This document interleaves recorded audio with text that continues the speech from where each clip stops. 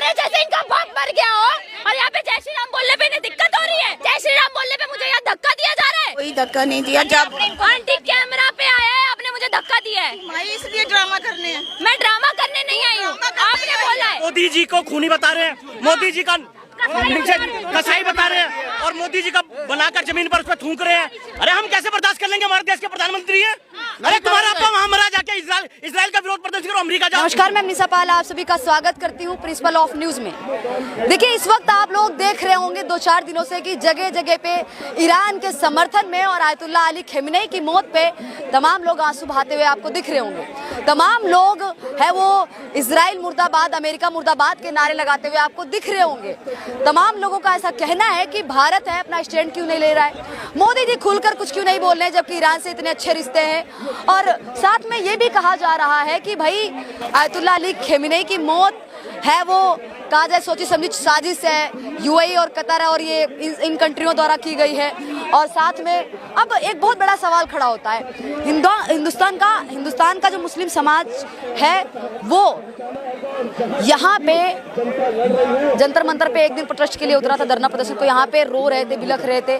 सारी चीज़ें जब अपने देश के बारे में कुछ भी घटना घटती है, देश के ऊपर जब कोई भी घटना घटती है, चाहे वो पहलगाम हो या दिल्ली ब्लास्ट हो या फिर बात की जाए उरी हो, पुलवामा हो, कई सारे ऐसे हमले, उन पे कुछ मुझे इस तरीके की भीड़ नहीं दिखती। उस पे ये लोग नारेबाजी नहीं करते आतंकवादियों मुर्दाबाद आतंकवादियों के विरोध में। लेकिन अब चूंकि एक ऐसा तानाशाह मारा गया है, क्योंकि अमेरिका तानाशाह कह रहा है, अमेरिका कह रहा है कि जो आयतुल्लाह अली खमेनी है वो एक तानाशाह था, वो क्रूर शासन करने वाला व्यक्ति था जो अपने देश की जनता को दबा रहा था, अपने देश की महिलाओं को दबा रहा था। आज उसके लिए नारेबाजी हो रही है, उसके लिए यहाँ पे समर्थन में लोग हैं वो जेएनयू के उतरे हैं और तमाम जो है वो डपली गैंग उतरी हुई है जो ब्राह्मणवाद से आज़ादी मांगती है, जो ईरान के लिए आज़ादी मांग रही है। तो आइए इनसे बात करते हैं 2-4 लोगों से, अगर कोई बात करे तो, क्योंकि बात करने के लिए तैयार नहीं है, बहुत सारे लोग कुछ भी बोलने के लिए तैयार नहीं है। तो आइए जानने की कोशिश करते हैं कि कोई कुछ अगर बोले तो।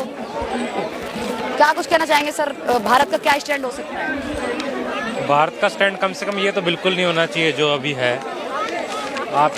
हमें ये भी पता है कि भारत की क्या ज़रूरतें हैं पूरे विश्व स्तर पे, और खेती बाड़ी से लेके जितना भी तेल का व्यापार है या एक इंडिया का एक जो पीस की रणनीति रहती है, कम से कम ये नहीं होना चाहिए। आप इसके अलावा चूज कर सकते थे कि आप बीच में नेगोशिएशन कर सकते थे, लेकिन इन सब के बियॉन्ड ये मुझे लगता है कि सिर्फ एक इंसान की अपनी व्यक्तिगत नाकामियों का परिणाम है। ये भारत की नीति कभी ऐसी नहीं रही है।